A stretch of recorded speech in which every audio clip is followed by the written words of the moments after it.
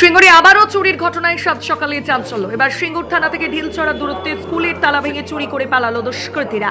ঘটনাটি ঘটেছে সিঙ্গুর থানার কামারকুণ্ডু বৈজনাথ সাউ কলেজে। দুষ্কৃতীরা অফিস ঘরের আলমারি ভেঙে 52,000 টাকা নিয়ে চম্পট দেয়। ঘটনার তদন্তে সিঙ্গুর থানার পুলিশ। স্কুলের ভারপ্রাপ্ত প্রধান শিক্ষক অভিক মুখার্জি বলেন, স্কুলের সরস্বতী পুজো ও উচ্চ মাধ্যমিক পরীক্ষা সেন্টার ফিসের জন্য ব্যাংক থেকে তোলা 52,000 টাকা নিয়ে পালিয়ে গেছে দুষ্কৃতীরা। অপর একটি স্কুলে ডিডি ভারতী স্কুলের তালা ভেঙে কম্পিউটারের হার্ড ডিস্ক চুরি করে নিয়ে পালিয়ে যায় দুষ্কৃতীরা। দুটি স্কুলের চুরির ঘটনায় একই দুষ্কৃতীদের যোগ রয়েছে কিনা তা খতিয়ে দেখছে সিঙ্গুর থানার পুলিশ। আর এই বিষয় নিয়ে কি জানাচ্ছেন স্কুলের প্রধান শিক্ষক অভিক মুখার্জি। হুগলির কামারকুণ্ডু থেকে প্রবীর বসু রিপোর্ট। স্কুল খোলার পরই আমি এসে দেখলাম যে আমাদের যে খোলার টেবিলে দুটি তালা ভাঙা।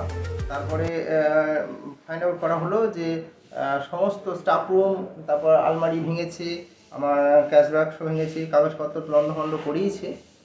আর ক্যাশ বাক্সে সরস্বতী পুজোর জন্য এবং আসন্ন 2026-এর এইচএস পরীক্ষার যে সেন্টার ফিস সেই সময় সেই টাকা প্রায় 52,000 টাকার মতন আমাদের ছিল, সেটা নিয়ে গেছে। আর কাগজপত্র লণ্ডভণ্ড করেছে, অন্য কিছু নিয়ে যায়নি, মানে কম্পিউটার বা এইসব কিছু নিয়ে যায়নি। হুগলি রুরাল পুলিশ স্টেশন থেকে ওনারা এসেছিলেন, তদন্ত করবেন আশ্বাস দিয়ে গেছেন। টাকাটা চুরি গেছে মানে তো একটা বড় ক্ষতি।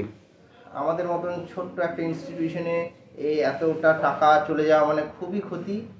আমরা এখন চিন্তায় আছি যে কীভাবে সরস্বতী পুজোটা কী করে করবো, ছেলে মেয়েদের খাওয়ানোর একটা ব্যবস্থা থাকে সেটা কী করে করব, এবং পরীক্ষার সেন্টার ফিসটি বা কী করে দেবো, এটা একটা সত্যি চিন্তার বিষয় একটা।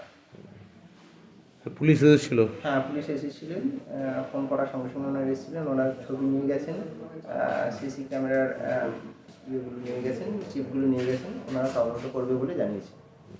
আপনার নামটা স্যার? আমার নাম অভিক মুখার্জি, বৈজনাথ সাউ কলেজ। অভিক মুখার্জি। অভিক মুখার্জি।